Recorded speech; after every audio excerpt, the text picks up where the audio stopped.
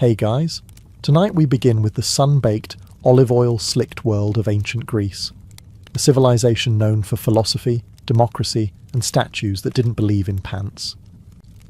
But beneath the legends of Plato, Sparta, and golden temples lies a much harder truth. Because while ancient Greece gave us the roots of Western civilization, it also gave its average citizen a daily struggle you'd barely survive today. So before you get comfortable, take a moment to like the video and subscribe, but only if you genuinely enjoy what I do here. And let me know in the comments where you're tuning in from and what time it is for you. It's always fascinating to see who's joining us from around the world. Now, dim the lights, maybe turn on a fan for that soft background hum, and let's ease into tonight's journey together. Welcome to ancient Greece, where your day begins not with an alarm clock, but with the sun turning your house into a slow-cooking oven. Your home is a modest one, made of sun-dried mud bricks or rough stone, with small windows and no glass. Just wooden shutters to keep out the goats and maybe some breeze if the gods are feeling generous. There's no insulation, no ceiling fan, and certainly no such thing as personal space, unless you count the corner where the family goat doesn't sleep. You rise early, not because you're disciplined, but because it's already too hot to stay horizontal. In the summer, the stone walls absorb heat like a sponge, and by sunrise, your little house is radiating it back into your bones. In winter, those same walls turn into a freezer, and you're basically wrapped in a sheet hoping not to become a statue of frostbite. You probably slept on a thin mat or a straw-stuffed mattress. No pillows, just a rolled-up cloak, or maybe your arm. If you're lucky, the lice left you alone last night. But probably not. There's no running water. So your morning routine involves either walking to the public fountain or, if you're rural, hauling water from a nearby well. You carry it in clay jars balanced on your shoulders, while silently praying you don't trip and shatter a week's worth of back pain on the ground. To get clean, you don't bathe in the morning. That's saved for the end of the day, if at all. You might splash your face, rub some olive oil on your skin, then scrape it off with a strigil, a curved metal blade. Think of it as a spa day, but without the spa, the day, or any real effect, and don't even think about privacy. Your family lives in the same room. You sleep together, eat together, and argue over who tracked mud in from the street, because the street is also your hallway, your newsfeed, and your trash dump.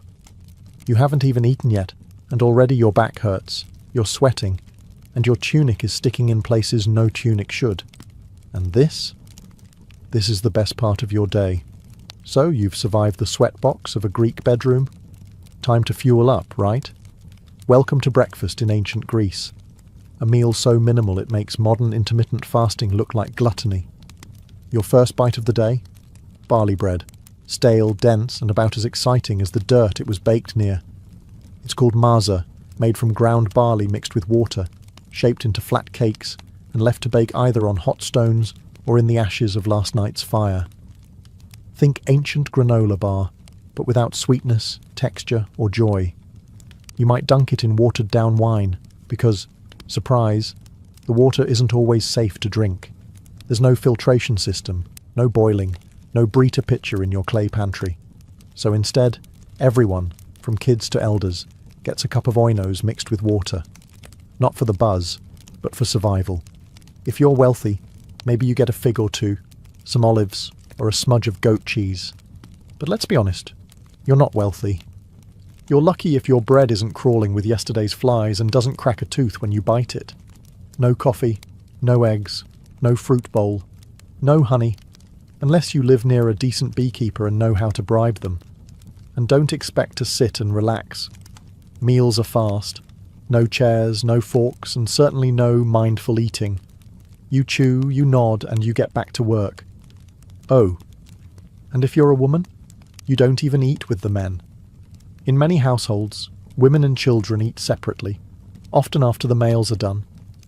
So not only is the food bad, you also get to wait your turn to be disappointed. The irony: ancient Greeks are the same people who gave us symposiums, banquets, and poetic odes to wine. But breakfast? That's not worth a line of verse. It's utilitarian, dry, often literally burnt. and yet you chew through it like a champion, because it's the only thing standing between you and a full day of sun, labour, and arguing philosophers. Bon appétit. Just try not to crack a molar. Now that you've choked down your stale barley brick and a splash of wine water, it's time to freshen up, or more accurately, fail to. Because in ancient Greece, hygiene wasn't so much about cleanliness as it was about ritual and oil. And soap? That's a fantasy reserved for future centuries. Your morning bath usually involves pouring cold water over your body at the public fountain or courtyard basin, unless you're lucky enough to live near a bathhouse, which most people don't. There's no shampoo, no minty body wash, and no sponge unless you stole one from a sponge diver in the Aegean. Instead, you turn to olive oil. Yes, oil. You rub it into your skin, not to moisturize, but to collect the dirt and sweat. Then, you scrape it off using a strigil, a curved bronze blade that leaves you less greasy, but still a little questionable. Imagine slathering yourself in salad dressing and then shaving it off. That's your skincare routine. And if you think that sounds glamorous, just remember, everyone else is doing it too, often in communal settings, naked, loudly. Hygiene is social in ancient Greece. Privacy is not. Now let's talk teeth. There are no toothbrushes, no toothpaste. Maybe you rub your gums with crushed charcoal or rinse with vinegar if you're fancy. But mostly, you chew on a twig and hope for the best. Dental hygiene is more about divine mercy than routine care. Body odour? Ubiquitous. Deodorant doesn't exist, but perfumes do, for those who can afford them. So you might dab a little myrrh or rose oil on your neck, right before walking 5 miles in sandals through the Athenian heat. The result? A uniquely Greek blend of musk, dust, and desperation. Laundry? Rare. Clothes are washed by beating them against stones in the river. If you're poor, your tunic probably hasn't seen water since last festival season. In short, hygiene in ancient Greece isn't about looking or smelling good. It's about appearing moderately less revolting than yesterday. The oil and scrape method helps, but only so much when you're sweating in a tunic under a sun that's trying to kill you. So yes, ancient Greece gave us democracy, philosophy, and architecture. But a decent shower, still waiting. Now that you've oil scraped your way into a new day, it's time to get dressed. And spoiler alert, your ancient Greek wardrobe is minimal at best and comically impractical at worst. You've got 2 options, a chiton or a hymation, both basically oversized linen rectangles that you wrap and pin with a brooch or tie with a belt. It's not tailored, it's not fitted, and it absolutely wasn't designed with windy days in mind. One wrong breeze, and suddenly your whole philosophical outlook is on display. Forget underwear, it's not a thing. And bras don't exist. So unless you're a Spartan woman trained to sprint and wrestle, you're just hoping your pins hold and no one notices your wardrobe shifting like a loose curtain. Now, let's talk footwear. If you're lucky, you own a pair of leather sandals. If not, you're barefoot. And that means a full day of walking on sun-baked stone, goat-trodden dirt, and whatever the local market has squished into the roads. Imagine strolling across a skillet in July while dodging donkey dung. That's your daily commute. Of course, there's no sun protection, no hats unless you're a farmer or sailor, and no sunscreen because you live in 450 BCE, and science hasn't been invented yet. The Aegean sun? It doesn't care how philosophical you are. It will roast you. By noon your shoulders are burned, your feet are filthy, and your linen robe has stuck to you in 4 places that defy geometry. And don't forget, public nudity isn't shocking in Greek society. You might pass men at the gymnasium training in the buff, or even politicians delivering speeches in togas that barely hold together. Now, if you're wealthy, your tunic might be dyed, maybe a soft purple or saffron yellow, but most people wear off-white or brown, because dyes are expensive, and no one wants to waste good colour on the guy who fixes fishnets for a living. So you walk through your day dressed like a toga burrito, sunburned, sweating, and hoping your pin doesn't pop loose in front of the priestess. And the worst part? You're only halfway through your chores. Welcome to ancient Greece, where military service isn't a job. It's your civic duty, your social expectation, and sometimes your one-way ticket to an early grave. If you're a free male citizen, especially in Athens or Sparta, congratulations. You're automatically a soldier, whether you like it or not. By your teens, you're already training with wooden weapons and learning formations in the phalanx. That famous Greek battle strategy that involves standing shoulder to shoulder behind large shields and hoping the guy next to you doesn't trip. In Sparta, boys start military training at age 7 in the brutal Agog system, a program that turns children into warriors by, essentially, starving, whipping, and isolating them until only the toughest remain. In Athens, things are gentler, but still mandatory. 2 years of training in your late teens, followed by decades of being on call. You don't get to say, I'm more of a thinker. Even philosophers like Socrates fought in wars, and not with witty comebacks, with actual weapons. And there's always a war. Whether it's Sparta versus Athens, Athens versus Persia, Sparta versus literally everyone, or just a neighbouring polis getting sassy about trade routes. Conflict is a way of life. Peace is just the pause between two invasions. Armour? If you can afford it, you get a bronze helmet, breastplate, greaves, a round hopland shield and a spear. If you can't, well, try not to be in the front row. Leather and cloth don't stop arrows. The worst part? You supply your own gear. That's right, being a soldier is a BYOB situation. Bring your own bronze. Poorer citizens either beg, borrow, or fight lightly armed, which is Greek for more likely to die first.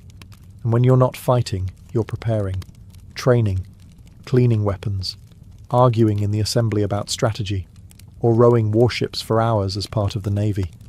Because yes, those triremes don't paddle themselves. There's no veterans' healthcare, no pensions, no therapy, just scars, limps, and the occasional poorly carved gravestone praising your virtue and courage. If you think life as a man in ancient Greece sounds rough, just wait until you hear about being a woman. In most Greek city-states, especially Athens, women had fewer rights than a pile of decorative urns. You couldn't vote, couldn't hold office, couldn't own land outright, and rarely appeared in public without a male escort.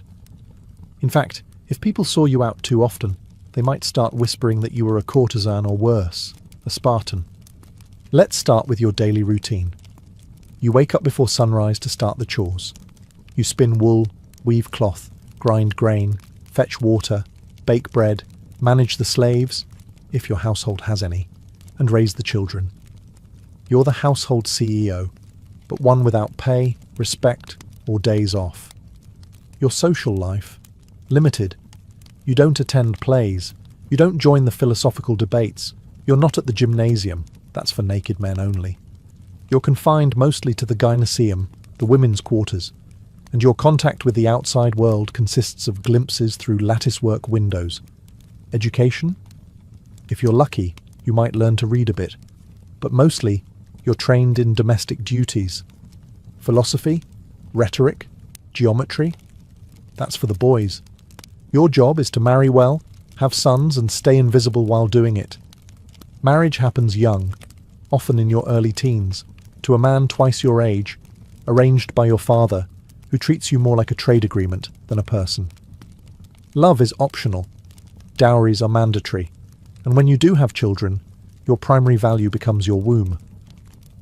Now, Sparta was the exception. Spartan women were famously more liberated. They were educated, exercised in public, and could own property. But before you envy them too much, remember, their freedom came from a state-sponsored obsession with warfare and eugenics. Your main job as a Spartan woman? Give birth to strong warriors or face disgrace. And if your husband dies? You can't inherit much. You can't remarry without permission, and your options shrink faster than your social circle. You're stuck, legally, socially, and often physically.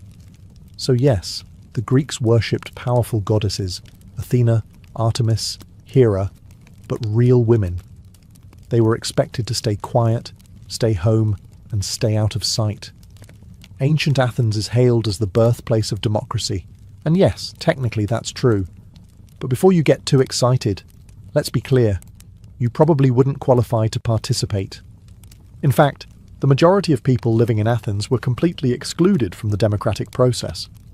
To vote in the Athenian Ecclesia, assembly, you had to be male born to Athenian parents, a citizen, over 18. That means women, foreigners, called metics, slaves and children, who made up nearly 90% of the population, had no political voice whatsoever. That's not democracy for the people. That's democracy for a very specific club of sunburned men in sandals. If you met the criteria, though, you didn't just vote, you were expected to participate constantly. Laws were proposed, debated, and passed in huge assemblies of thousands of citizens. There were no career politicians. Every eligible man was part legislator, part jury member, and part overconfident amateur. You could even be randomly chosen to serve in powerful positions, like running the treasury or serving on a jury, through a lottery system. Which sounds thrilling until you remember there were no qualifications. Your fishmonger might oversee military logistics one day. Your uncle, who still believes in sea monsters, might judge a murder trial tomorrow. And if someone got too powerful, too popular, or just annoyed people the wrong way, ostracism. Once a year, citizens could write a name on a broken piece of pottery, an ostracon, and vote to exile that person for 10 years. No trial, no defence. Just go away, you're getting too famous. And yet, despite its flaws, Athenian democracy was revolutionary.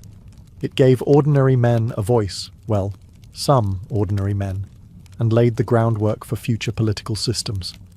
But make no mistake, it wasn't fair, and it wasn't inclusive.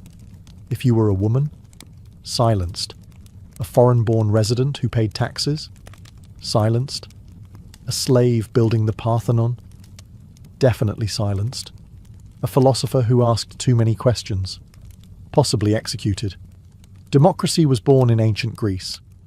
But if you'd shown up expecting equal rights and inclusive politics, you'd have been escorted out of the assembly and told to bring your own ostracon. In ancient Greece, slavery wasn't just accepted, it was expected. Even modest households had at least one slave. Not because the family was wealthy, but because slavery was so deeply woven into society that it felt as normal as sandals and sunburn. The idea that someone might not own another human being, practically unthinkable. Slaves weren't a specific race or ethnicity. They came from conquered lands, Thracians, Scythians, Syrians, and even fellow Greeks from the wrong city-state at the wrong time. Some were born into slavery, others were prisoners of war, a few were kidnapped and sold. It was a thriving, brutal market, and business was always good. If you lived in Athens, your slave likely did everything. Cooked your meals, fetched your water, cleaned your home, cared for your children, carried your shopping, and stood silently during dinner. Some even handled business affairs or managed the household while the citizen owner lounged at the symposium, sipping diluted wine and debating abstract concepts like justice. Irony level, maximum. In the silver mines of Laurion, slaves, including children, laboured in horrifying conditions, crawling through narrow shafts in total darkness, inhaling toxic dust, and dying slowly for the sake of coins and civic pride. Some slaves were educated. They taught grammar and math, served as scribes, or even managed bank accounts. But make no mistake, they were still property. They could be beaten, branded, sold, or killed on a whim, and had no legal rights. The few who earned freedom, called freedmen, were never truly free. They still owed loyalty to their former masters and were barred from citizenship. No voting, no land ownership, just the hope of a slightly better tomorrow. And unlike later slave systems, there was no widespread abolitionist movement. Philosophers like Aristotle, yes, that Aristotle, justified slavery as natural and necessary. According to him, some people were slaves by nature. Enlightening, isn't it? Ancient Greece gave us ethics, democracy, and philosophy. But all of it was built on the backs of people who were never allowed to speak. never allowed to vote, and never allowed to matter. And that's not a footnote. It's the foundation. Feeling unwell in ancient Greece? That's unfortunate. Because unless you live next door to Hippocrates himself, your healthcare plan includes some vague herbs, divine intervention, and a lot of wishful thinking. Let's start with the basics. There are no hospitals as we know them. If you're sick or injured, you stay home. Maybe a neighbour knows a thing or two about poultices. Maybe a relative remembers a prayer to Asclepius, the god of healing. Maybe your local temple has a snake you can pet for spiritual comfort. That's about it. The most famous Greek doctors were really a mix of herbalist, philosopher, and gambler. They believed in the four humours: blood, phlegm, yellow bile, and black bile. According to them, illness was caused by an imbalance in these fluids. So, if you had a fever, too much blood, time to drain it. Coughing, too much phlegm, try fasting. Melancholy, that's black bile. Maybe take a walk or stare at the sea dramatically. Most treatments were based on trial, error, and garlic. You might be given crushed poppy seeds, good luck with that, boiled figs, or a compress made of vinegar and something someone scraped off a goat. Did it work? Sometimes. Did it hurt? Almost always. Surgery, rare, terrifying, and generally a last resort. Without anesthesia or antiseptics, even a simple cut could go septic and kill you. Tools included iron knives, bone saws, and prayers. Lots of prayers. And if you needed something amputated, hope you brought a leather strap to bite down on. Midwives handled childbirth, which was dangerous even on the best days. Mortality rates for women and infants were tragically high. One bad birth, one stuck shoulder, one breech baby, and that was it. If you were wealthy, you might summon a travelling physician, someone with an actual scroll and some fancy oils. If you were poor, you relied on local knowledge, street remedies, and sheer resilience, or you simply didn't recover. But hey, at least they believed in rest, clean air, and a balanced diet, so there's that. Ancient Greek medicine gave us the Hippocratic Oath, but it also gave us treatments like drink boiled cabbage water. So yes, healthcare in ancient Greece. Mostly herbs, hope, and hang on. In ancient Greece, theatre wasn't just entertainment, it was a civic duty, a religious ritual, and sometimes a full-contact sport for the soul. Let's start with the good part. Theatre was free for citizens, assuming you weren't a woman, slave, or foreigner, in which case, good luck seeing anything. You'd file into an enormous open-air theatre carved into a hillside, like the great Theatre of Dionysus in Athens, shoulder to shoulder with thousands of other sweaty citizens. And you'd be there all day. Seriously, all day. The Dionysia festival ran from dawn until night, with back-to-back plays, tragedies, comedies, and satyr plays. No intermission, no snacks, and certainly no bathroom breaks, unless you counted a bush on the hillside. If you showed up late or acted out, you weren't just frowned at, you could be fined.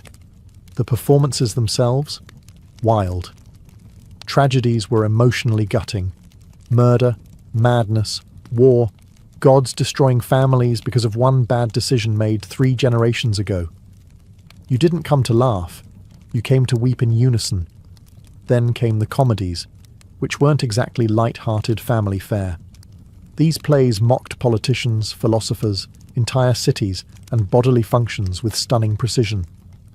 Imagine if Saturday Night Live and a college debate had a baby, then dressed it in a giant phallic costume and sent it on stage. Actors wore towering masks, platform shoes, and exaggerated costumes. All male, of course, even for women's roles. The chorus sang, danced, and shouted commentary, like an ancient Greek version of Twitter, only louder and wearing tunics. And this wasn't passive viewing. The audience was loud. They booed, hissed, threw things, and argued mid-performance. Theatre was democracy with stage lights. If the play offended you, you let them know. If it moved you, you shouted, wept, and maybe re-evaluated your life. At the end of the festival, A jury voted on which playwright won. Imagine spending 3 days crying over Orestes, only to find out some bawdy comedy with a talking pig god took the prize. That's ancient Greece for you. So yes, in the theatre, you were never just watching, you were participating, and possibly throwing olives. So you've survived your tragic all-day theatre binge. Now you wander into the agora, the bustling heart of the city, and stumble right into a man wearing a cloak, holding no shoes, and asking strangers, "What is justice?" Welcome to philosophy. It's everywhere, and it's not optional. In ancient Greece, particularly in Athens, philosophy was the local sport, and the champions were names we now associate with world-changing ideas. Socrates, Plato, Aristotle. Back then, though, they were just eccentric men who talked a lot and made other people feel stupid. Take Socrates. The man made a career out of asking questions that led nowhere and dismantling people's confidence in their own opinions. You might be minding your own business, buying olives or petting a stray goat, and he'd appear, "Do you believe in truth?" I guess. What is truth? Cue 3 hours of mental spiral and a desire to move to Sparta. He never wrote anything down. His student Plato did that. But Socrates left a lasting impression, partly because Athens eventually executed him for being too annoying. Officially, it was corrupting the youth and not believing in the gods. But let's be honest, he probably just wouldn't stop asking questions during dinner. Philosophy wasn't a cozy academic hobby. It was loud, confrontational, and weirdly athletic. Debates happened in public spaces. They were spontaneous, intense, and often ended in hurt feelings or deep existential crises. No microphones, just voices, hands, and enough ego to fill the Parthenon. And if you thought you could just watch, think again. Philosophers loved drawing in random bystanders. You didn't walk past Plato's academy. You were absorbed into it. You said one thing slightly wrong and suddenly became the day's example of unexamined life. Even kids weren't safe. Aristotle tutored Alexander the Great, a teenager who later conquered half the known world. Imagine your high school civics teacher handing you a globe and saying, "Go fix this." So yes, philosophy gave us logic, ethics, science, and political theory. But in ancient Greece, it also gave you a headache, a crisis of identity, and a 70% chance of being publicly humiliated by a man in sandals. So, you've made it in ancient Athens. You're well-spoken, clever, politically active. People like you. Maybe too much. That's your first mistake. Because in Athens, being too popular could get you kicked out of the city for 10 years. Not arrested, not fined, just gone. This wasn't a conspiracy or a backroom deal. It was built into the system. It was called ostracism, and it was perfectly legal, perfectly public, and perfectly terrifying. Once a year, the citizens of Athens would gather to decide whether to hold an ostracism vote. If enough people agreed, everyone wrote the name of a person they wanted exiled on a broken piece of pottery called an ostracon. If someone got 6,000 or more votes, they were banished. No trial, no explanation. Just pack your sandals and leave. You didn't have to be a criminal. In fact, most ostracized people had done nothing wrong, except get too influential. Maybe you were a war hero, a persuasive speaker, or just had great hair. Whatever it was, your fellow citizens decided you were becoming a threat to democracy. And democracy voted to yeet you into temporary oblivion. And here's the twist. It wasn't permanent. Ostracism lasted 10 years, after which you could come back like nothing happened. Your property was untouched. Your citizenship remained. No grudges. Just a decade-long vacation you didn't ask for. Some famous Athenians were ostracized. Aristides the Just was so well liked that someone allegedly voted against him just because they were sick of hearing how virtuous he was. Brutal. Even Themistocles, the military genius who saved Athens at the Battle of Salamis, got the boot once he got too cocky. Turns out, gratitude has an expiration date. Ostracism was meant to protect Athens from tyrants, but it often punished success. So if you were ambitious, you had to walk a fine line. Be respected, but not too respected. Popular, but not charismatic enough to worry people. Think of it like a reality show where the prize for winning too many fans is being exiled to the countryside with your dignity and olive oil stash. Athens gave birth to democracy, but it also invented cancel culture 2,500 years ahead of schedule. In ancient Greece, you didn't ask if you were going to die young. You just wondered how soon and how painfully. Life expectancy hovered around 30 to 35 years, and that was if you made it past infancy, which was no small feat. Roughly 1 in 3 children didn't survive childhood, thanks to disease, poor nutrition, and the fact that hygiene was, as we've discussed, more theoretical than actual. You could die from anything: a scratch that turned septic, a fever no one could explain, childbirth, a leading cause of death for women, or something as simple as drinking the wrong cup of water. Medicine was limited, and divine intervention wasn't known for consistency. If you lived in a city, disease spread fast. Cramped quarters, open-air sewers, and communal fountains made epidemics a regular part of life. The infamous plague of Athens during the Peloponnesian War wiped out 1/3 of the city. Thucydides wrote about it. Then he got it. Then, somehow, survived. Most weren't so lucky. War? Constant. If you were a man, odds were you'd die holding a spear or rowing a trireme. Even if you weren't killed in battle, injuries often turned fatal days later. No antibiotics. No stitches. Just hope and garlic compresses. And there was always the possibility of death by divine tantrum. Displease a god, forget a sacrifice, mock a temple statue, or speak ill of Zeus after 3 cups of wine, and you could find yourself on the wrong end of a lightning bolt, plague, or spontaneous goat stampede. Burial rites were important. If your family couldn't afford a proper funeral, with coins for the ferryman and rituals to secure your spot in the afterlife, you might be dumped outside the city walls, unmarked and forgotten. Not only was that tragic, it was spiritually dangerous. The Greeks believed unburied souls wandered eternally, caught between worlds. Death wasn't poetic, it was daily, and it didn't care about your philosophy, your beauty, or your lineage.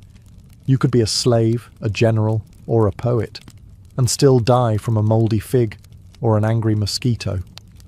The Greeks had 12 Olympians, and not a single one of them liked you.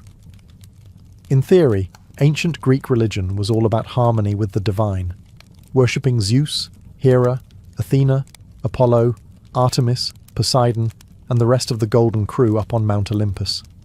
In practice, it was constant spiritual damage control. These gods weren't peaceful, all-loving deities. They were divine drama queens with superpowers. Forget a sacrifice, they'd ruin your crops.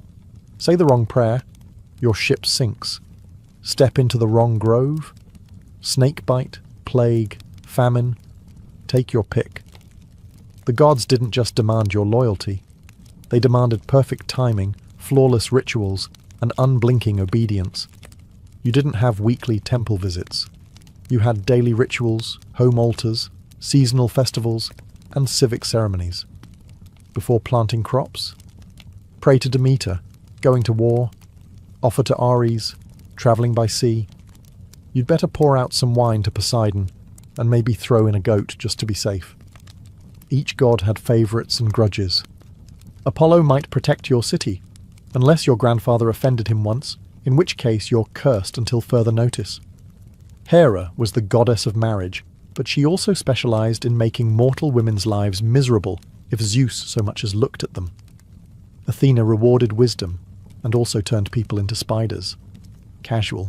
And if the Olympians weren't enough to keep you nervous, there were nymphs, satyrs, spirits, river gods, and monsters lurking around every corner.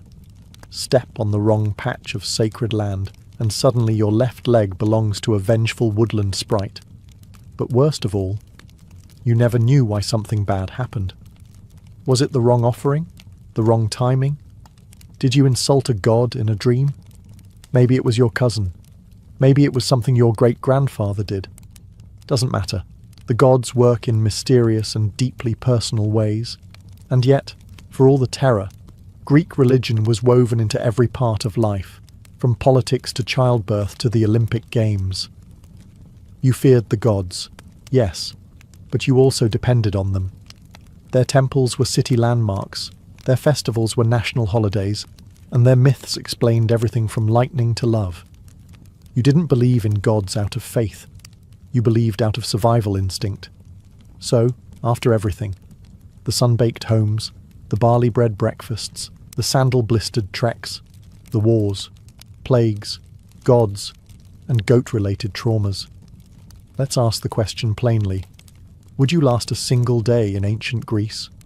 Honestly? No. You'd fold before lunch. The heat, the diet, the constant threat of war or divine punishment would wipe that Instagrammable toga fantasy right off your face. You're not used to hauling water before breakfast or squatting over a hole in the ground next to a temple goat. You'd miss your running water, your aspirin, and your right to complain without being exiled by pottery shard. You might love the idea of living among marble statues, brilliant philosophers, and epic poets. But guess what? Those were the 1% of ancient Greece. For everyone else, it was back-breaking labour, limited rights, and frequent funerals. Your democracy? Only if you're a male citizen. Your medicine? Garlic and hope. Your gods? Frequently furious. Your social media? A guy yelling in the agora about justice while waving a fish. And yet, for all of that, the Greeks endured. They built temples that still stand, wrote plays we still perform, debated ideas we still wrestle with, and laid the groundwork for everything from astronomy to ethics. They didn't just survive hardship. They created civilization while sweating through it. You wouldn't last, but they did. Not because life was easy, but because they found ways to make meaning in a world full of chaos. They questioned everything, fought constantly, wrote beautifully, died young, and still, somehow, shaped the modern world. So no, you probably wouldn't make it past your first sunstroke, goat bite, or unsolicited philosophy lesson in the street. But if you did, if you adapted, endured, and listened closely, you'd find yourself standing among some of the most passionate, resilient, and brilliantly flawed people history has ever known. And they wouldn't judge you for struggling.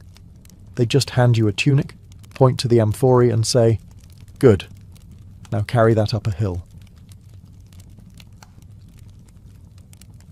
It began with a death and a betrayal. Prasutagus, king of the Iceni tribe in what is now eastern England, had played the Roman game well.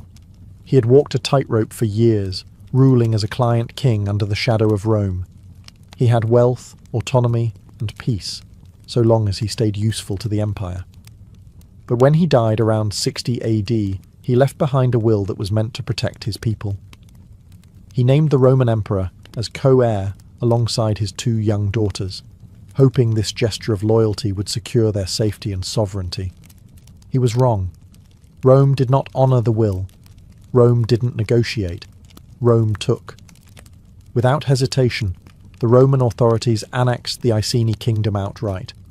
Their soldiers stormed in and claimed everything: lands, livestock, homes, and treasures. But the theft of wealth wasn't the worst offence. It was what they did next that turned a political insult into a personal hell. They flogged the queen, Boudica, in public. Not just to humiliate her, but to send a message. You are nothing. And if that wasn't enough, they violated her daughters in front of her. This wasn't just a crackdown. It was psychological warfare, the kind meant to break a people's spirit. But it didn't break Boudica. It forged her. Rome believed it had crushed a minor tribal woman beneath its boot. What it had done was awaken a lioness, a queen who would take her pain and reshape it into vengeance, a mother whose rage would soon set cities ablaze, a woman who would remind Rome that even empires bleed. Word of the atrocity spread quickly through Britannia. Other tribes listened. They remembered their own humiliations, their own land losses, their own sons killed in Roman campaigns.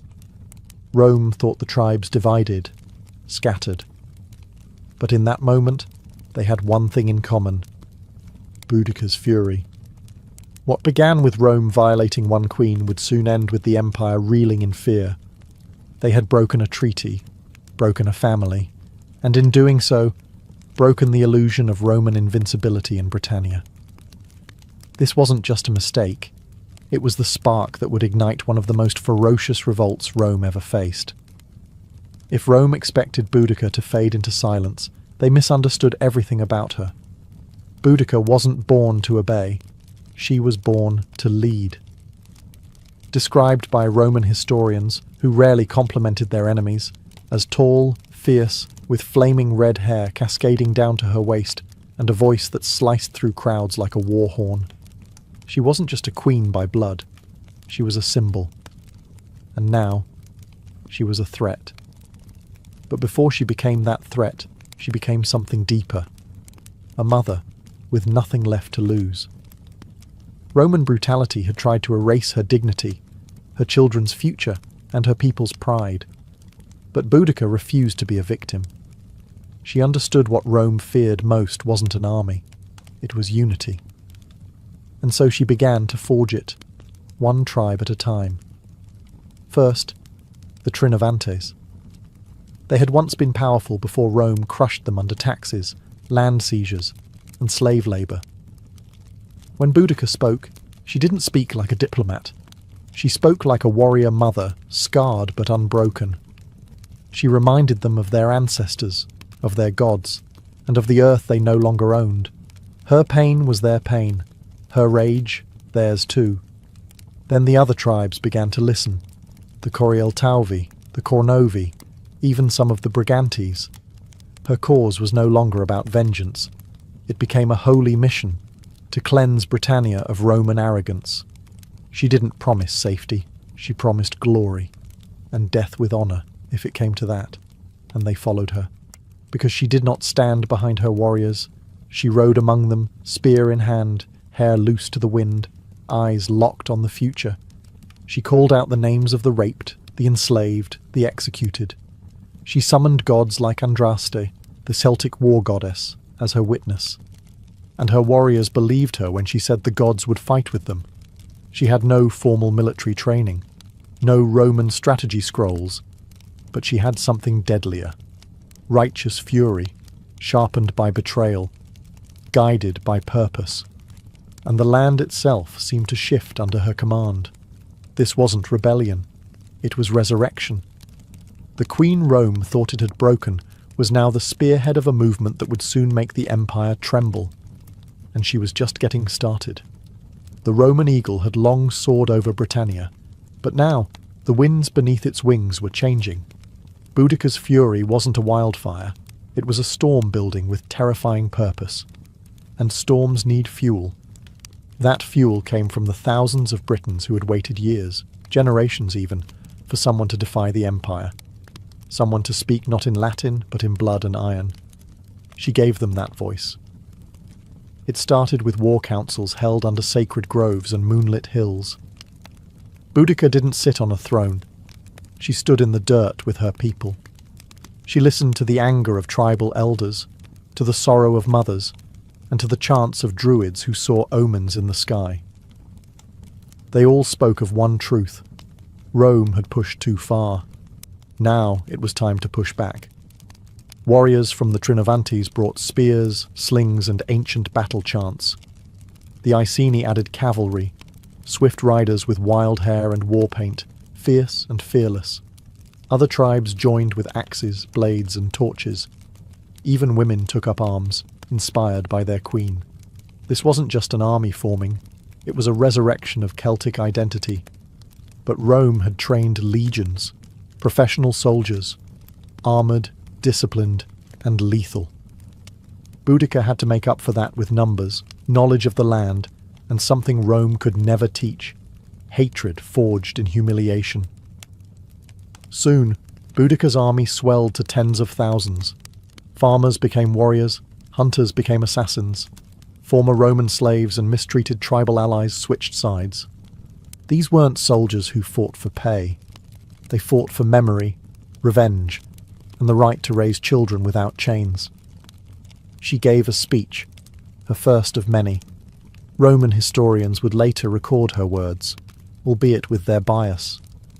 But what echoes through time is clear. She vowed to win or die. There would be no surrender, no submission, no turning back. Then came the first target, Camulodunum, once a British stronghold, now a Roman colony littered with temples, statues, and villas. The temple of Claudius stood as an insult, a shrine to the emperor who had conquered them. To Boudica and her warriors, it was not sacred. It was a provocation, and it would be the first to fall. The tribes were no longer whispering rebellion. They were marching toward it, armed with fury, and led by a queen who refused to kneel. Camulodunum never stood a chance. The once proud Roman colony had become a symbol of everything Boudica's people despised. Its streets echoed not with tribal chants, but with Latin commands. Its buildings rose atop sacred ground, and towering over it all was the Temple of Claudius, a marble mockery built with forced labour, praising the emperor who had subjugated the Britons. To Rome, it was a monument. To Boudica, it was a target. She gave the order. What followed wasn't a siege, it was an execution. Her army descended like a tidal wave. Roman settlers, many of them veterans who had bullied and taxed the local tribes, were caught off guard. The city had no proper walls. The few Roman soldiers stationed there were poorly prepared, expecting peace, not war. They tried to hold the temple, barricading themselves inside, believing it could endure a siege. It didn't. Within 2 days, Boudica's forces breached it. The streets ran red. They spared no one. Men, women, and children were slaughtered.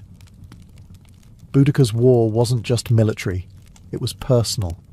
Her warriors destroyed Roman statues, burned villas, and turned their rage onto the very symbols of occupation.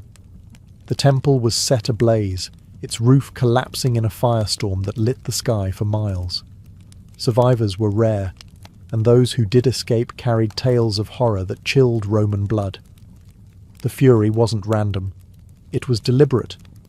These were people who had seen their homes taken, their gods mocked, their daughters sold.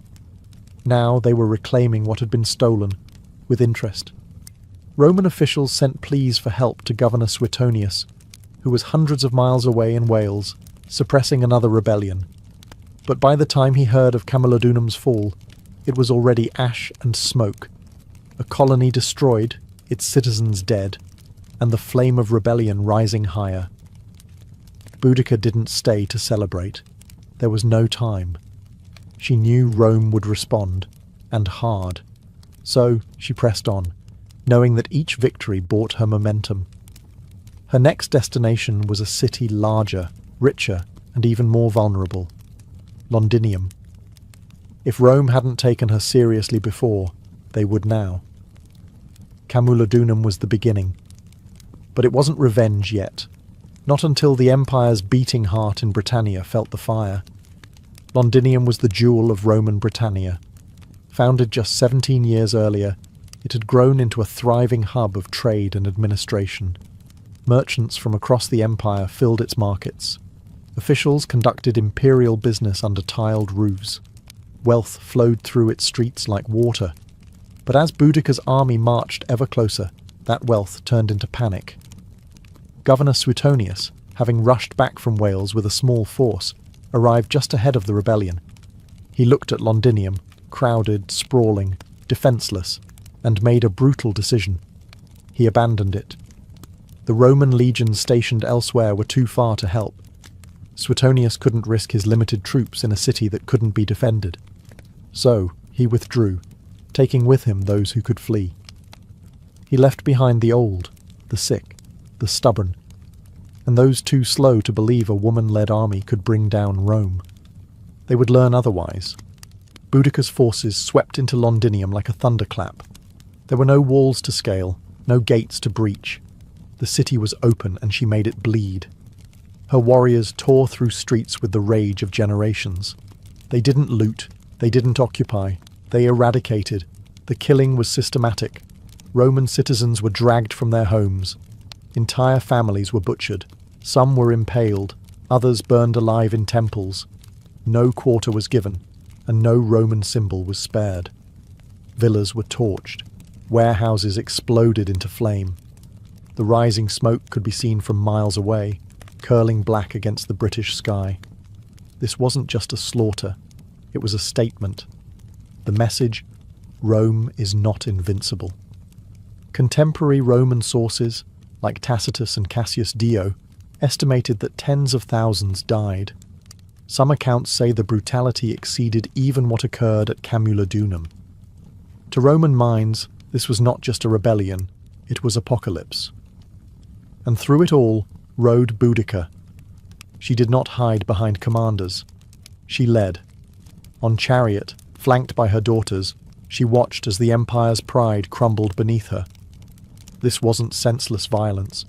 To her, it was justice for what Rome had done. To her family, her people, her land. And she wasn't finished. Because ahead of her stood another Roman centre, Verulamium, and beyond that, Rome's full retaliation. Rome had faced rebellions before. It had fought wars across continents, but never had it seen anything quite like Boudica. She wasn't a general trained in tactics. She didn't speak Latin.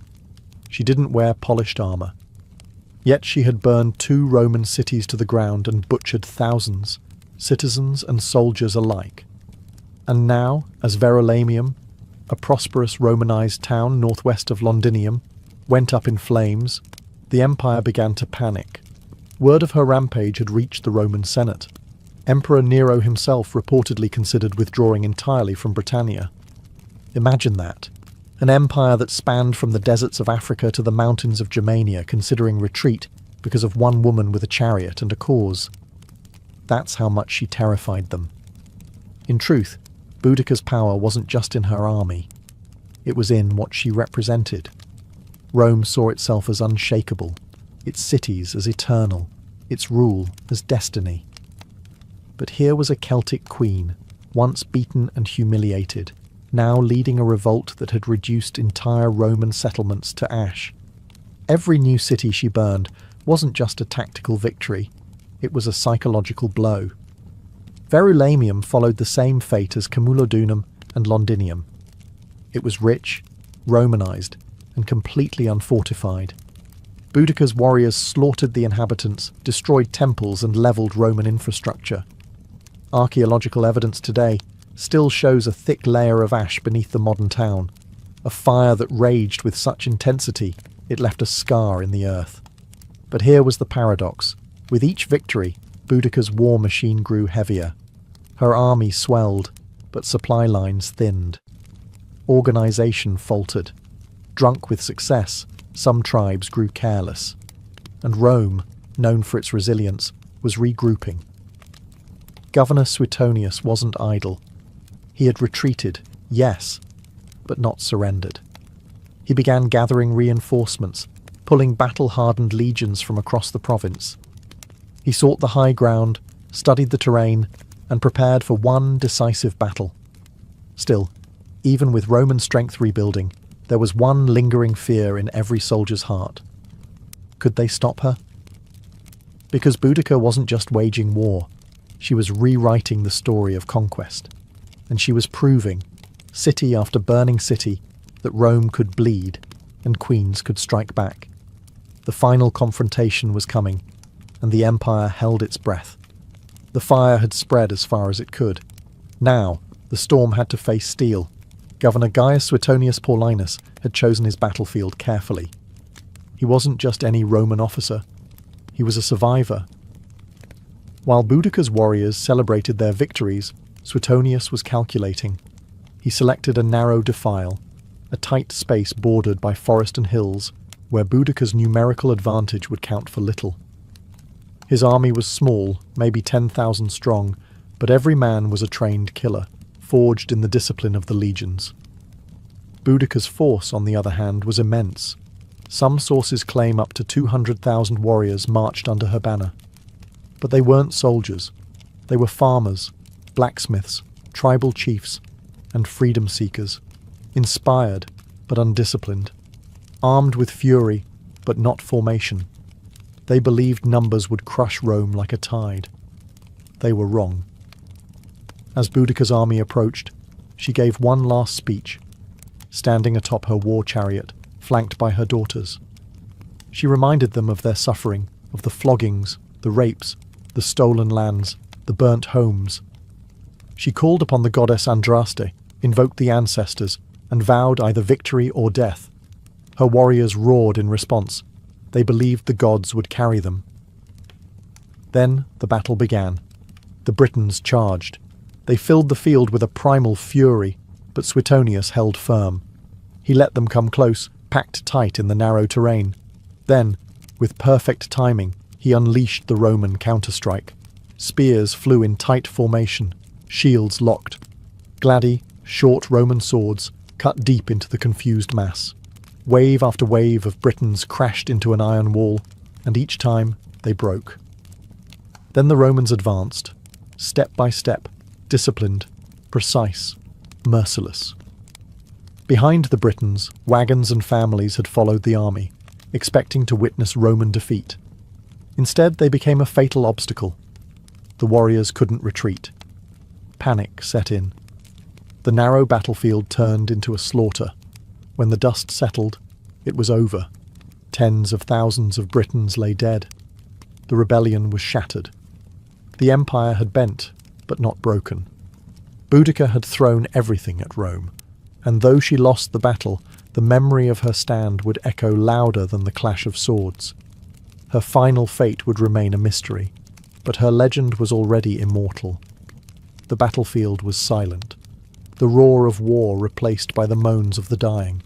Boudicca had lost, not just a battle, but a war she had set ablaze with her own hands. The ground was soaked with the blood of her people, and the ashes of their dreams drifted into the cold Britannic air.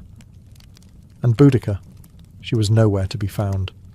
There are no eyewitness accounts of her final breath, no clear details of her death. Roman historians offer conflicting stories. Some say she took poison, choosing death over capture. Others suggest she fell ill and died quietly in the aftermath.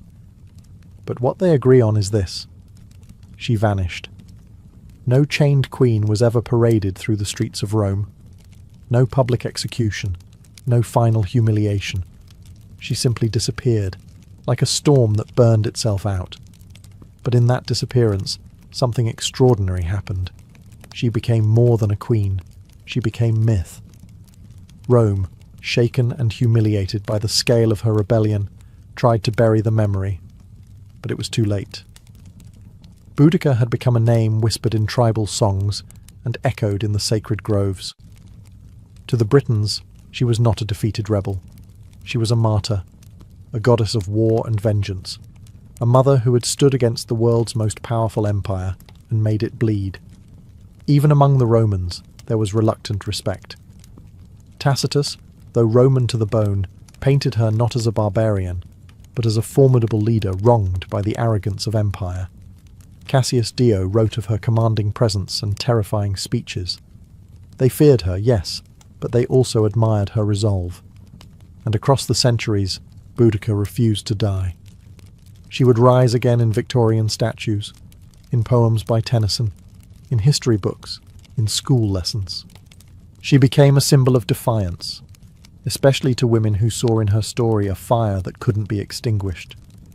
Her chariot, spiked wheels tearing across time, became a vehicle of resistance. And so, though her body may be lost to history, her voice never left. It rides with the wind. It screams in the fire. It echoes through every soul that has ever stood against oppression and whispered, "I will not kneel." Centuries have passed since Boudicca vanished into the mists of history, but her shadow still lingers across the British Isles. You can see her name carved into monuments, hear her invoked in political speeches, and feel her presence in the stubborn spirit of a land that never truly forgot her. In London, near Westminster Bridge, a bronze statue shows her standing tall on a war chariot, flanked by her daughters, eyes set on the horizon, wheels raised in defiance. Below her, traffic hums and tourists wander, unaware that they walk in the echoes of her rebellion.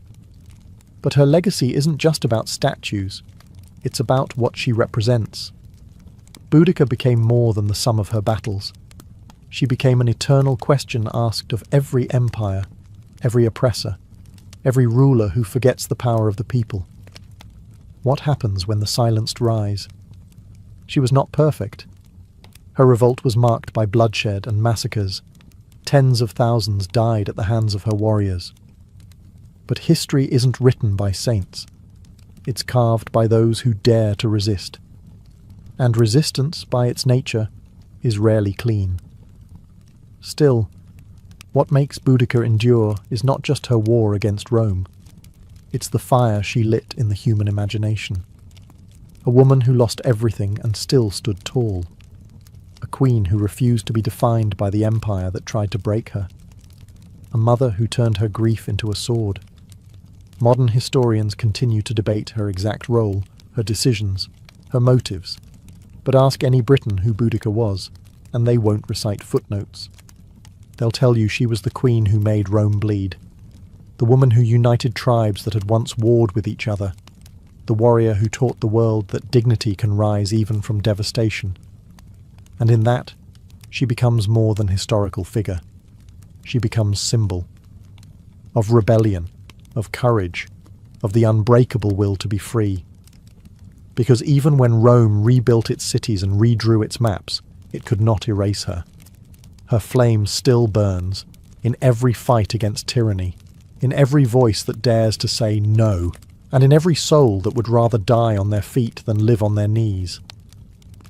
Boudica is gone, but her legend rides forever. To the ancients, illness was never random.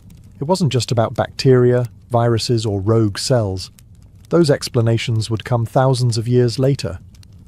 In the ancient world, sickness was a symptom, not of physical failure alone, but of a deeper disturbance. A disruption in balance, a fracture in the harmony between body, mind, soul, and nature. In Mesopotamia, disease was often seen as divine punishment. If someone fell ill, it was believed they had offended a god, broken a taboo, or attracted a curse. Diagnosis began not with symptoms, but with questions. What have you done? Who have you angered? Priests and healers worked together, interpreting omens, casting spells, and prescribing rituals alongside herbal treatments. In ancient China, balance took on a more systematic meaning, through yin and yang and the 5 elements. Health was the state of equilibrium between opposing forces. Too much heat or cold, dryness or moisture would throw the body off. Practitioners of traditional Chinese medicine didn't just treat a cough. They asked when it started, what time of day it worsened, what emotions accompanied it. Healing was holistic. Herbs, acupuncture, and dietary changes were all tools to rebalance the inner cosmos. In Greece, the physician Hippocrates rejected the idea of gods punishing people with disease, yet he too saw health as harmony. His theory of the 4 humours, blood, phlegm, yellow bile, and black bile, dominated Western medicine for centuries. Each humour was linked to a temperament and an element. An excess or deficiency of one would cause both physical symptoms and personality shifts. A melancholic person, for instance, was said to have too much black bile. Across cultures, one thread remained the same. Health meant wholeness. Not just the absence of pain, but the presence of balance. Whether it was the Ayurvedic concept of doshas in India, or the belief in spiritual possession in African healing traditions, ancient people understood that the human being was not isolated. We were part of nature, and nature, when disturbed, pushed back. So, when ancient healers laid hands on the sick, they weren't just looking for physical signs, they were listening for imbalance. And they believed that to heal someone, you had to treat the invisible forces just as carefully as the visible wounds.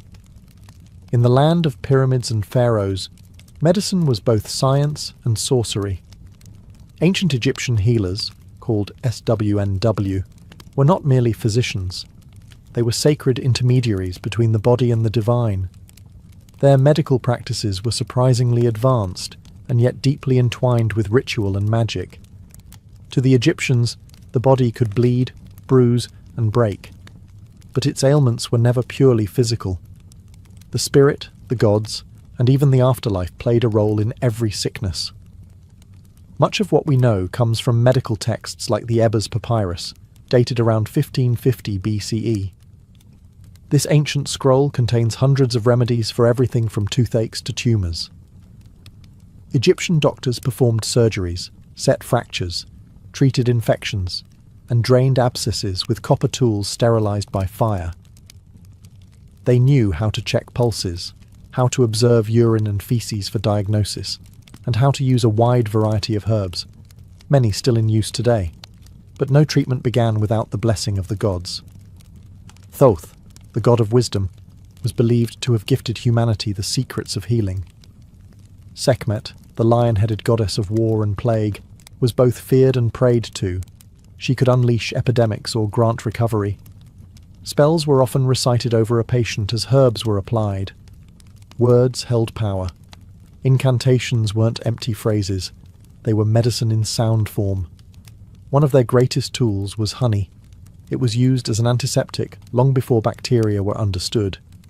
Wounds were bandaged with it, sometimes combined with resin or lint. Garlic and onions were prescribed for heart health. Castor oil served as a laxative. Even mouldy bread was pressed into infected wounds, a primitive antibiotic, centuries ahead of its time. Egyptian doctors treated not only commoners, but also royalty. Their skills were respected across borders. Neighbouring civilizations would seek out Egyptian physicians for difficult cases. They were, in a way, early specialists. Some focused on the stomach, others on the eyes, or even on spiritual afflictions. But in all their knowledge, there was no separation between the physical and the sacred. A fever might come from the Nile's mosquitoes, or from an angry ghost. Healing the body meant pleasing the gods, purifying the soul, and restoring divine balance. To the ancient Egyptian, a healer's true role wasn't just to cure the illness, it was to restore cosmic order. Long before modern medicine emerged, India was already writing its own story of healing, one that viewed the human body not as a machine, but as a reflection of the cosmos. This ancient system is known as Ayurveda, a Sanskrit word meaning the science of life. Rooted in the Vedic tradition, Ayurveda is more than just a medical practice. It's a philosophy, a way of living in harmony with nature, seasons, and spirit. Central to Ayurveda is the concept of three doshas, Vata, Pitta, and Kapha. Each represents a unique combination of the five elements: earth, water, fire, air, and ether. Vata governs movement, Pitta controls transformation, like digestion, and Kapha manages structure and stability. Everyone is born with a unique balance of these doshas. Illness, according to Ayurveda, arises when this balance is disturbed, by poor diet, stress, environment, or lifestyle. Ayurvedic texts like the Karaka Samhita and Sushruta Samhita date back over 2,000 years. These detailed manuals offer not just herbal remedies, but guidance on surgery, obstetrics, psychology, and even ethics for physicians. Charaka focused on internal medicine, promoting prevention as the first line of defense. Sushruta, meanwhile, is remembered as a pioneer of surgery, describing over 300 surgical procedures and more than 120 surgical instruments, many carved from wood or metal. One of his most astonishing techniques was rhinoplasty, reconstructing a nose using a flap of skin from the patient's cheek or forehead. This wasn't cosmetic. It was often used to restore faces mutilated as punishment. Thousands of years before Western medicine caught up, Sushruta had already set the stage. But Ayurveda's strength lies in its holistic approach. Healing the body is inseparable from healing the mind and soul. Treatments include herbal medicine, yoga, breathing exercises, pranayama, oil massages, abhyanga, and meditative fasting. Plants like turmeric, ashwagandha, neem, and tulsi weren't just food. They were medicine, purifiers, and protectors of life force. An Ayurvedic healer might treat a fever not just with herbs, but by adjusting your sleep schedule, examining your emotional health, and cleansing your digestive fire, or Agni. Ayurveda teaches that you are not separate from nature. You are nature. And when you fall ill, it is nature's call to return to balance. In ancient China, health was never just about flesh and bone. It was about energy. The invisible, vital force called qi, pronounced chi, flowed through every living being, and the key to wellness was ensuring that qi moved freely, without blockage or excess. This foundational idea would shape one of the oldest continuous medical systems in the world, traditional Chinese medicine, or TCM. To understand illness, ancient Chinese physicians first had to understand nature itself. They observed the rhythms of the seasons, the phases of the moon, the behavior of animals, and the turning of the cosmos. From these patterns emerged two core principles: yin and yang, and the five elements: wood, fire, earth, metal, and water. Yin and yang represented balance in all things. Yin was cool, dark, passive, internal. Yang was hot, bright, active, external. Every organ, emotion, and function of the body was classified under these opposing but complementary forces. Health, then, was a dynamic balance between them. A fever wasn't just a rise in temperature, it was an excess of yang. Fatigue might signal a depletion of yin. Diagnosis was an art. Physicians didn't rely on tools, they relied on the senses. They examined the tongue, felt the pulse at multiple positions, listened to the tone of the voice, and asked questions about dreams, emotions, and bowel movements. Every detail offered insight into the balance, or imbalance, of qi. To restore health, they turned to a vast toolkit. Acupuncture, the insertion of fine needles into precise points along the body's meridians, was used to unblock qi and restore flow. Moxibustion, the burning of the mugwort herb near these points, was used to warm and stimulate circulation. Cupping, herbal formulas, qigong exercises, and strict dietary adjustments all played vital roles. The ancient text Huangdi Neijing, or the Yellow Emperor's Inner Canon, compiled around 2,000 years ago, remains the foundation of TCM today. It didn't just list diseases, it explored causes, prevention, and lifestyle. It taught that emotions like anger, grief, and fear could disrupt organs, and that healing required emotional balance as well as physical remedies. Chinese medicine never separated the person from the world around them. To treat the body, one must treat the climate, the soul, and the unseen energy within. In every heartbeat, the ancients believed, qi was speaking, and the healer's task was to listen. In the temples of ancient Greece and the forums of Rome, medicine began to step away from the divine and into the realm of reason. But even here, the body was still seen as a delicate ecosystem, ruled by balance and temperament. And at the center of this worldview stood a theory that would shape Western medicine for over 1,000 years: the four humours. Developed by the Greek physician Hippocrates, and later expanded by Roman doctors like Galen, the theory proposed that the human body was governed by four fluids: blood, phlegm, yellow bile, and black bile. Each humour corresponded to an element: air, water, fire, and earth, and to a specific temperament. A healthy person had these fluids in balance. Illness? It was simply the result of too much or too little of one. If someone was feverish and aggressive, they might have excess yellow bile, a choleric imbalance. A sluggish, pale patient could be suffering from an overload of phlegm, linked to cold and moisture. Treatment, therefore, focused on restoring equilibrium through bloodletting, purging, special diets, and baths. But the Greeks didn't stop at fluids. They also believed in the healing power of observation and environment. The Hippocratic Oath, still echoed in modern medicine, urged physicians to do no harm, to observe their patients carefully, and to treat the whole person, not just the disease. Hippocrates advised his students to consider the seasons, winds, water quality, and even the patient's mood.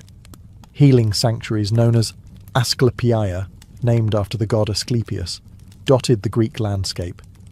These were more than hospitals. They were spiritual retreats. Patients slept in sacred dormitories hoping to receive healing dreams. Ritual purification, exercise, diet, and prayer were all part of the cure. It was a space where reason and religion walked hand in hand.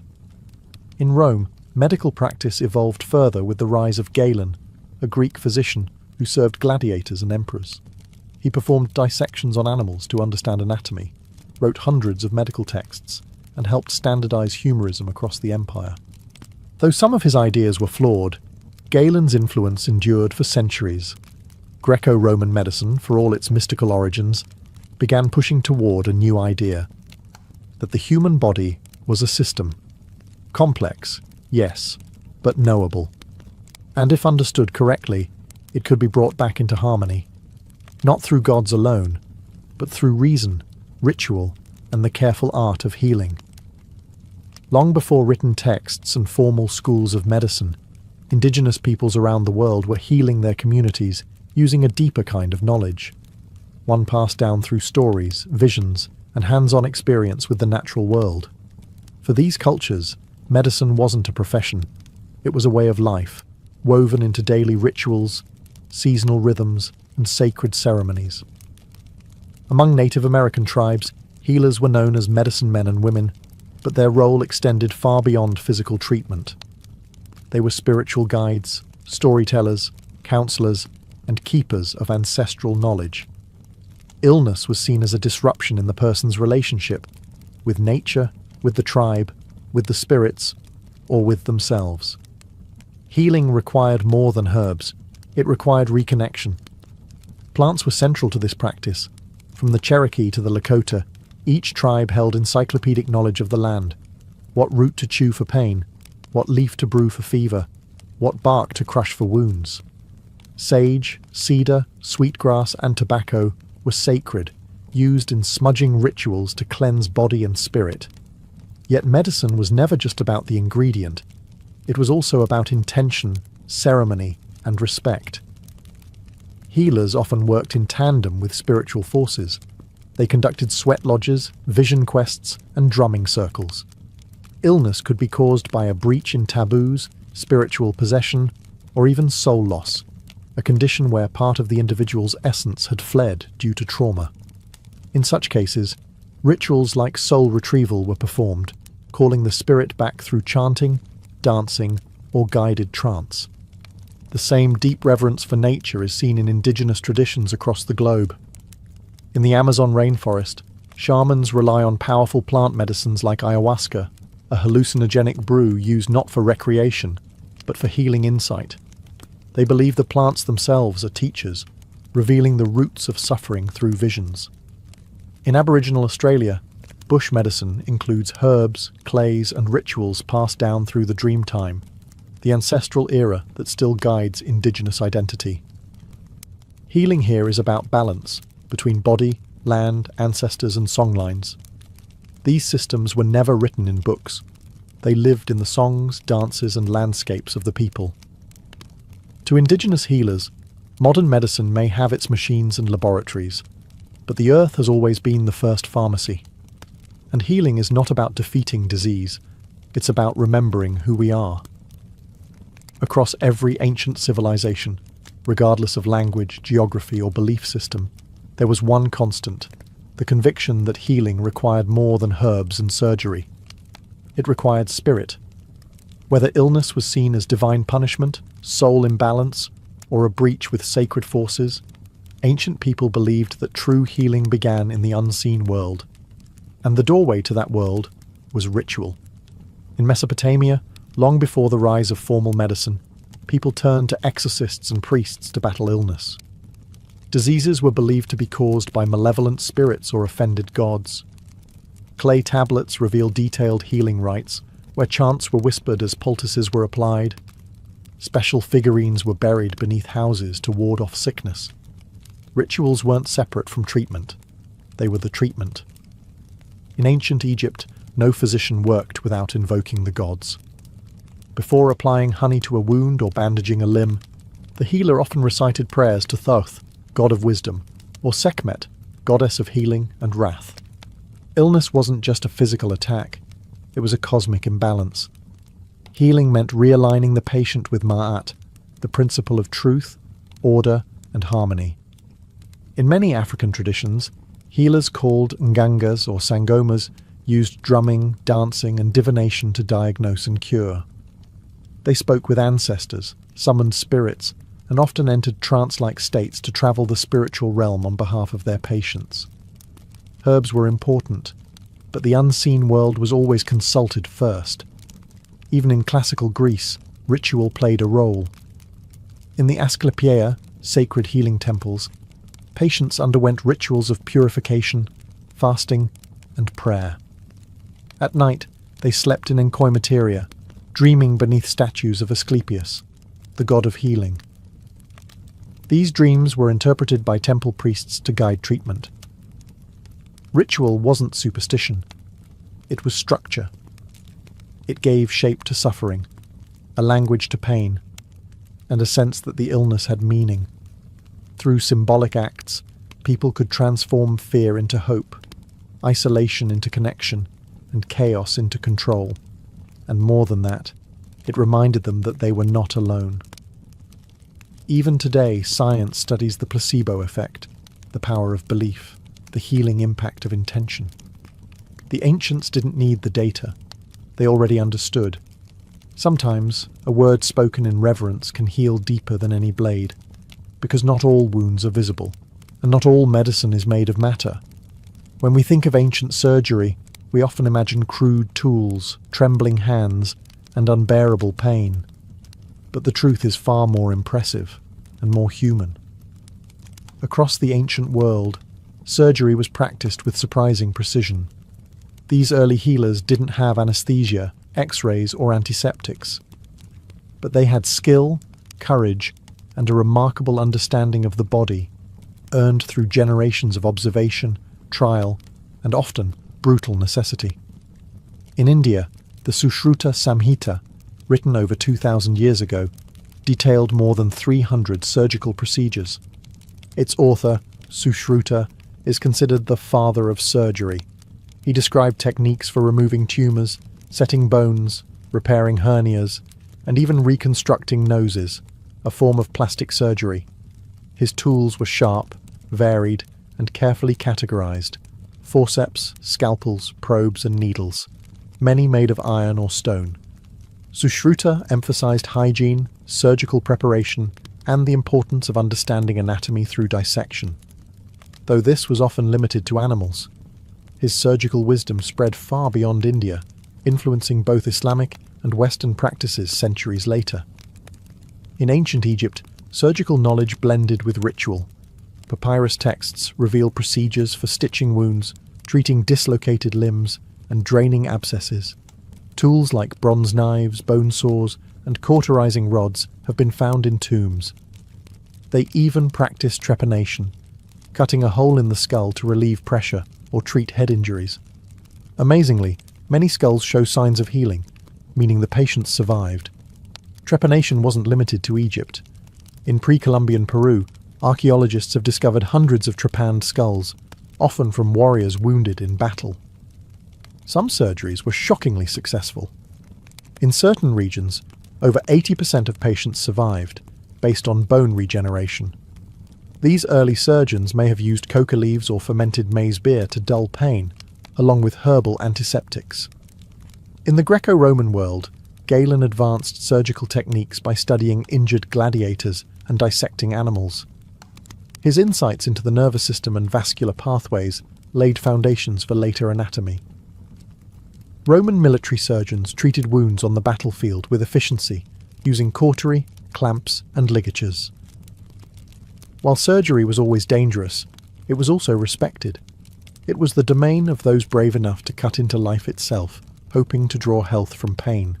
These weren't butchers, they were artists of the blade. And though their knowledge was incomplete, their legacy lives on every time a scalpel is raised in healing, not harm. Today, we live in a world of digital diagnostics, robotic surgeries, and genetic mapping. We can scan a body in seconds and send prescriptions across oceans with a tap. And yet, in the quiet corners of modern medicine, the whispers of the ancient world still echo. You can find Ayurveda in yoga studios, Chinese herbal formulas in pharmacy aisles, and indigenous smudging ceremonies held in hospitals to honour patients' traditions. Medical students still take a version of the Hippocratic Oath, pledging to do no harm, just as their Greco-Roman predecessors once did. In operating rooms, we use precision tools that trace their lineage back to Sushruta's iron instruments. Concepts like holistic care, preventative medicine, and mind-body connection, now cornerstones of integrative health, are rooted in the wisdom of ancient civilizations who saw healing not as a task, but as a relationship.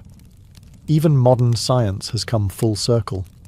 Research increasingly confirms what the ancients believed, that stress, isolation, and emotional trauma can weaken the immune system, disrupt sleep, and cause physical pain. Meditation, once a spiritual discipline, is now studied for its effects on brain health. Forest bathing, derived from Shinto and indigenous nature practices, is prescribed for anxiety. And the placebo effect, healing powered by belief, continues to puzzle researchers who once dismissed it. It's easy to see ancient medicine as outdated. Superstition, folklore, primitive guesswork. But when we look closer, we see something profound. A worldview that treated illness not just as a broken machine, but as a disruption in being, a signal that something, somewhere, was out of harmony. And that idea still matters, because medicine isn't only about treatment, it's about meaning, about comfort, about being seen and understood. The ancients knew this instinctively. Whether they used chants, needles, leaves, or blades, they understood that healing was sacred. Today, as we push further into the future of biotechnology, artificial intelligence, and personalized medicine, perhaps we are not leaving the ancient world behind. Perhaps we are returning to it, with new tools, but the same human heart. A heart that still longs for balance, for wholeness, for healing not just of body, but of spirit. Her name drifts through history like a half-remembered melody, Sappho. A poetess from the island of Lesbos, born sometime around 630 BCE, whose voice once stirred the hearts of listeners under starlit skies, and whose words, even in fragments, still echo with longing. Unlike the grand warriors and kings of ancient Greece, Sappho's fame came not from conquest, but from emotion. Her domain was not the battlefield, but the human soul. She wrote of love and jealousy, beauty and despair, joy and yearning. She captured the fleeting moments, a glance, a blush, a tremble, and held them in verse like pressed flowers, fragile yet eternal. Very little is known of her life.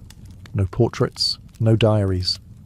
What we have are traces, a few lines preserved by ancient scholars, quotes embedded in other works, and the ruins of papyrus scrolls lost to time. And yet these fragments shine.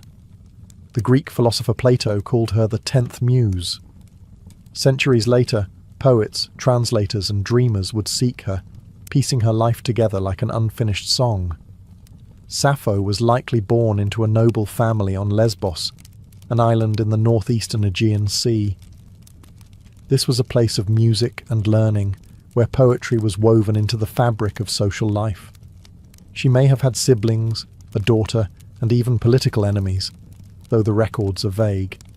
She lived through exile and unrest, moments of silence and moments of song. Her world was one where most women's voices were confined to the home or stifled altogether. But Sappho defied silence. She stood apart, not with rebellion, but with beauty. She wrote in the Aeolic dialect, in short, vivid lyrics designed to be sung to the lyre. Her style was intimate, rich with imagery. Evening star, you bring back all that the shining day has scattered. Words like these outlived empires. And then, as quietly as she appeared in the records, she faded. Much of her work is lost, burned, buried, or dismissed. But what remains proves one thing. She didn't need monuments. Her poems were her monument. And today, when we speak of passion in verse, of love without shame, of longing that defies centuries, we are still whispering the name Sappho. To understand Sappho, you must first understand Lesbos, the island that cradled her voice. Lesbos was no backwater. In the ancient Greek world, it was a flourishing hub of art, music, and philosophy. With its fertile valleys, olive groves, and coastal winds scented with salt and flowers. Lesbos was both a physical paradise and a cultural gem. It wasn't Athens. It didn't need to be. It had its own rhythm, slower, more sensual, and steeped in lyric tradition. Here, music wasn't decoration, it was devotion. The lyre and aulos echoed through homes and temples. Poetry was sung, not read. And in this world of sound and nature, Sappho's voice was born. She lived in the city of Mytilene, the island's bustling heart. Politics thrived here, and so did art.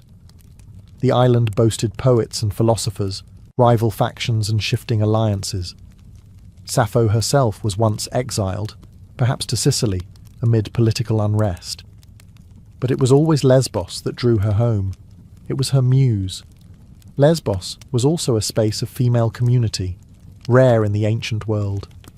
Aristocratic girls were educated in music, poetry, and ritual. Some scholars believe Sappho led a kind of theasos, a circle or school where young women learned the art of lyric poetry, dance, and devotion to the goddess Aphrodite. This was not formal education as we know it, but a sacred, creative sisterhood. Here, bonds formed that were emotional, intellectual, and possibly romantic. Sappho wrote directly to these women, not as abstract muses, but as real presences in her life. She addressed them by name, mourned their departures, celebrated their beauty, and confessed her love with searing honesty. In one fragment she writes, "I have not had one word from her. I beg you, bring her back to me." These lines don't come from myth or theatre.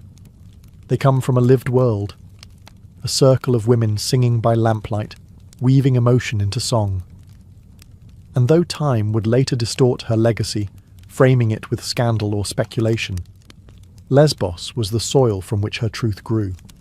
Not just a location on a map, but a cultural cradle of passion, artistry, and female expression. Sappho didn't just live on Lesbos. She became Lesbos, its breath, its heart, its voice. In an age when the great epics of Homer praised gods and heroes, and men filled scrolls with battles and conquests, Sappho wrote about the heart. She didn't sing of war, she sang of a trembling hand, a shy glance, a voice that made her body shiver. She was one of the first poets in Western history to write in the first person, I, not just narrating events but feeling them. And what she felt was love, longing, jealousy, tenderness, and desire. Most astonishing of all, she wrote as a woman, to women, about women. In ancient Greece, a woman's voice was often confined to the home, or silenced entirely. Public life, literature, politics, philosophy, these belonged to men. But Sappho stepped outside those walls, not with rebellion, but with rhythm. Her poetry did not demand space, it created its own. A private universe where emotion was not weakness, but power. And within that space, she did something radical. She named the women she loved. She didn't reduce them to symbols. She didn't speak in metaphor alone. She remembered their laughter, their perfume, the way they braided their hair. In one fragment, she describes the sensation of seeing a beloved.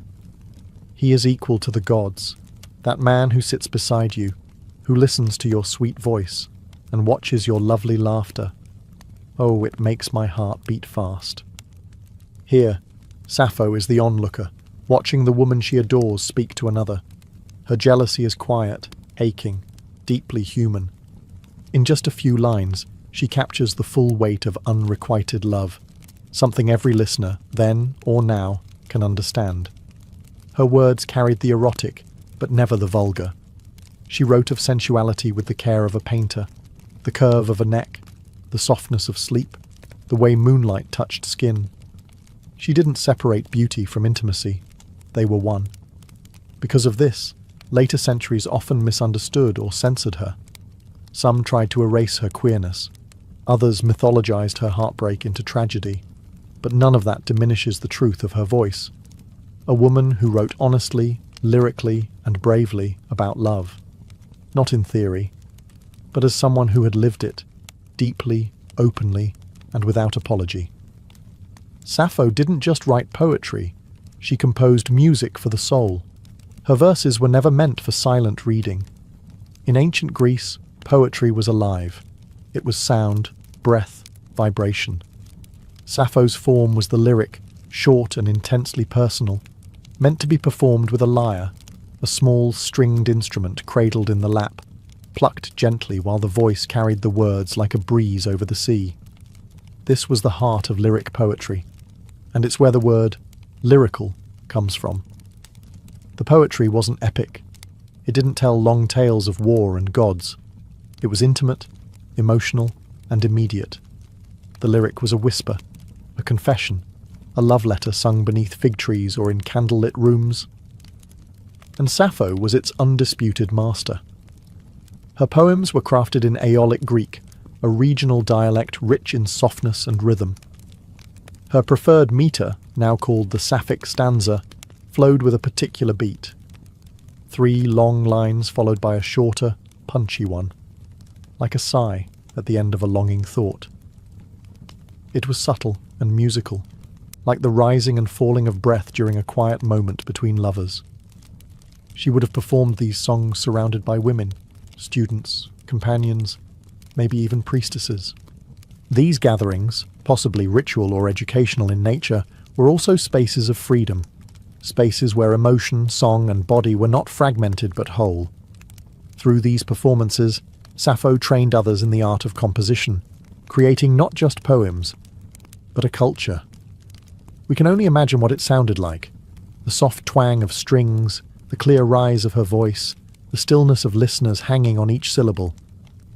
Many of her poems open not with statements, but with questions or invocations, like the start of a conversation or a prayer. Come to me now, O golden-throned Aphrodite, and free me from hard care. These were poems that reached up, to gods, and inward, to desire. And yet, they feel surprisingly modern. You could set them to music today, and they'd still stir something raw and real. Sappho turned poetry into song. And in doing so, she reminded the world that emotion is music, that every heartache, every thrill of touch or tremble of voice deserves a melody. And hers is one still echoing, centuries later. For every line of Sappho's poetry we have today, dozens, perhaps hundreds, are lost. What remains are fragments, shards of emotion and sound, phrases ripped from their original songs, drifting across time. Some are complete stanzas, others are mere whispers, a single word, a sliver of longing, a closing thought without a beginning. And yet, even these broken pieces pulse with life, like embers glowing in the ash of something once brilliant. Why did so much vanish? Time, war, and deliberate destruction. Sappho's works were once collected into 9 volumes, organized in the famed Library of Alexandria. These were likely copied and recited throughout the classical world. But with the fall of that library, much of ancient literature was lost. Later, as Christian influence rose, many works deemed pagan or immoral were suppressed, neglected, or intentionally burned. Sappho's poetry, filled with passion, especially same-sex love, made her a target. By the medieval period, she became a ghost. Her name survived, but her voice was nearly silenced. Only through quotations by other authors, preserved in grammars, commentaries, or philosophical works, did bits of her poetry escape extinction. These fragments were often cited for their style or vocabulary, not for their emotional force, yet the feelings still bled through. Then came the papyri. In the late 19th and early 20th centuries, Archaeologists digging in the sands of Oxyrhynchus, Egypt, uncovered thousands of scraps of ancient manuscripts, among them torn and faded lines of Sappho, bits of songs that had not been seen for over 1,000 years. More discoveries followed. In 2004, a nearly complete poem was found on a papyrus wrapped around a mummy in Germany. Each recovery felt like a resurrection, and yet so much remains missing. We read her today in echoes. What we long for is not just what she wrote, but what she might have said if history had let her speak without interruption. Still, there's something hauntingly fitting in this survival through fragments. Sappho wrote about impermanence, about fleeting moments, about beauty that slips through the fingers like sand. And so perhaps it is appropriate that her poetry arrives to us not as a monument, but as a mystery, a puzzle pieced together by lovers of language, of music, of the heart. A voice once drowned in fire, still burning. Sappho's poetry was too honest to escape judgment. In her lifetime, she was admired, celebrated even, as a master of lyric poetry. Plato called her the 10th muse, placing her among the divine. Yet, as centuries passed and cultures shifted, her legacy became twisted, silenced, or scandalized, depending on the times. Why? Because she wrote about love, and not the kind history was comfortable remembering. Much of her poetry centers on deep affection and desire for women. She praised their beauty, mourned their absence, confessed jealousy, and celebrated their intimacy. In her world, this was not strange. In the cultural setting of Lesbos, especially among aristocratic women, close emotional and possibly romantic bonds were accepted, even honoured. But later generations, especially under Roman, Christian, and Victorian values, struggled with this. Rather than confront her truth, they rewrote her story. Medieval scribes ignored her. Renaissance translators softened her language. Victorians labelled her a tragic romantic, heartbroken over a man, even inventing the myth that she leapt to her death from a cliff over the love of a ferryman named Phaon, a tale that appears nowhere in her authentic work. This invented story served a purpose: to erase her queerness, to make her pain more palatable, her desires more conventional. Some critics reduced her poetry to merely educational or platonic. Others dismissed her altogether as indecent. And yet, she persisted. Even in scandal, Sappho's name survived. In the 19th century, when open discussion of same-sex love was still taboo, her legacy quietly became a coded symbol for queer identity. The words sapphic and lesbian became terms for romantic love between women, rooted directly in her name and her home. She became, without ever intending to, a figure of resistance, a poetic ancestor to those whose loves were silenced. And still today, debates echo. Who was she? A teacher? A lover? A myth? A threat? But maybe the better question is, why are we still afraid of her truth? Sappho didn't write to fit into categories. She wrote what she felt. She named beauty, confessed longing, and lived through verse. Her scandal wasn't in her actions, it was in her honesty. She dared to write desire. And for that, history tried to muffle her voice. But it never could. If there was one divine presence that hovered over Sappho's life and work, it was Aphrodite, goddess of love, beauty, and irresistible desire. To Sappho, Aphrodite wasn't just a myth. She was a muse, a confidant, even a kind of companion in moments of passion and heartbreak. Many of Sappho's most powerful verses are not just about love, they are prayers to Aphrodite, invocations, pleas, arguments made in verse when the weight of longing became too much to bear. In her most famous surviving poem, Ode to Aphrodite, Sappho doesn't simply praise the goddess. She speaks to her directly, almost like a friend who's heard this pain before. Come to me now, if ever you have answered my voice in the past. Free me from hard care. Fulfill all that my heart longs to achieve.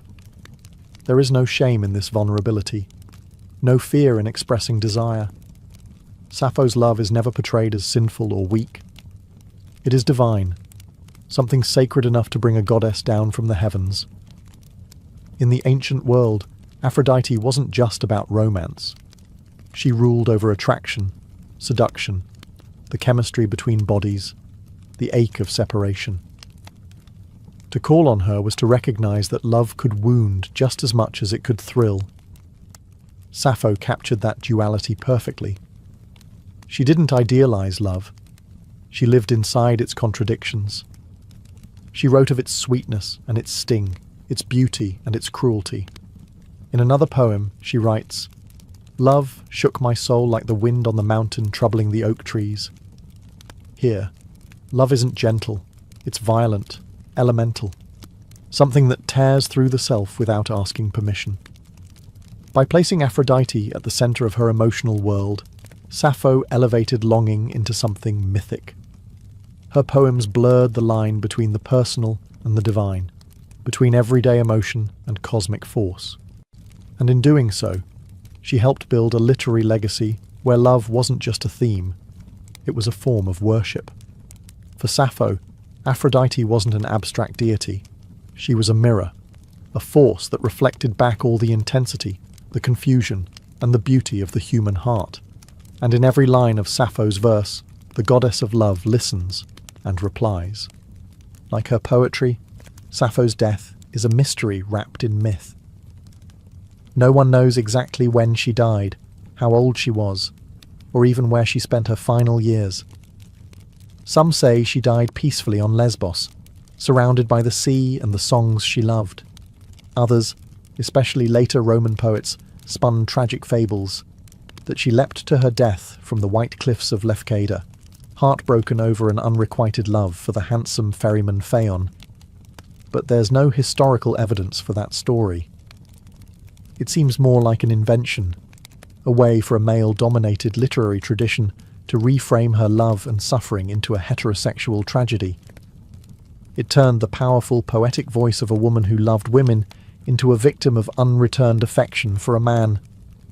A neat ending, perhaps, but a false one. The truth is simpler and more profound. Sappho disappeared as quietly as she arrived. After her death, her work lived on for centuries.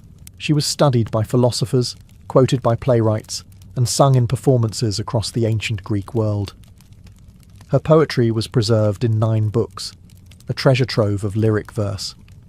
For a time, her fame rivaled Homer's, but history is not kind to voices that challenge its norms.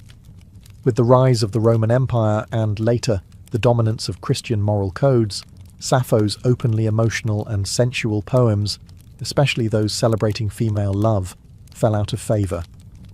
Her writings were no longer recopied, her volumes left to decay in libraries that would eventually burn or crumble. Some believe her works were intentionally destroyed by early church officials who saw her songs as dangerous. By the Middle Ages, her name remained, but her words were mostly gone.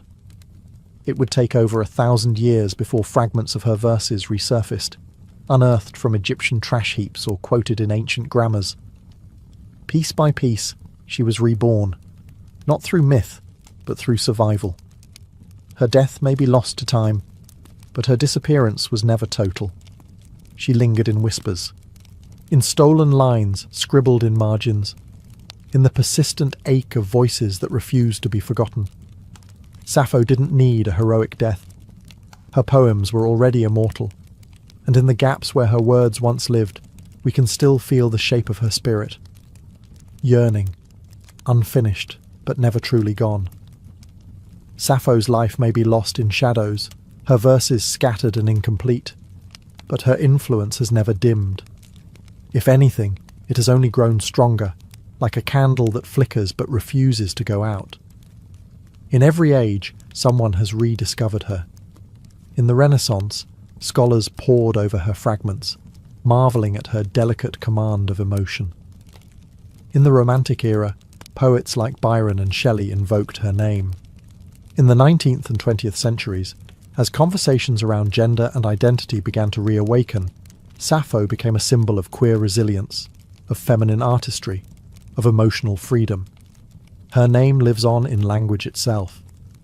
Sapphic, used to describe romantic love between women. Lesbian, taken from the island of her birth, now a global identity. These words are not just terms, they are echoes of her life. Proof that a voice can ripple across millennia and still reshape how we understand love and expression. Artists, writers and musicians continue to be drawn to her. Painters have imagined her at the lyre, bathed in moonlight. Poets have translated her again and again, each version seeking the pulse beneath the words. Modern authors have reimagined her, reclaimed her, resurrected her in novels, songs and plays. And through it all, one thing remains clear. Sappho speaks to something universal. It doesn't matter that her poems are broken. It doesn't matter that her biography is blurred. What matters is the emotion that burns beneath the words, the trembling joy of desire, the ache of separation, the sacredness of beauty. These are feelings we all carry. She just found a way to sing them. Perhaps that's her true immortality. Not the marble statues or the scholarly footnotes, but the way a few lines from over 2,000 years ago can still make someone pause, breathe, and feel less alone. Sappho's gift was never just poetry, it was presence. She made feeling an art. She made longing a form of truth. And in doing so, she became more than a poet. She became a mirror for anyone who has ever loved quietly, deeply, or in defiance of the world. And as long as human hearts break and heal through language, Sappho will remain, not just remembered, but felt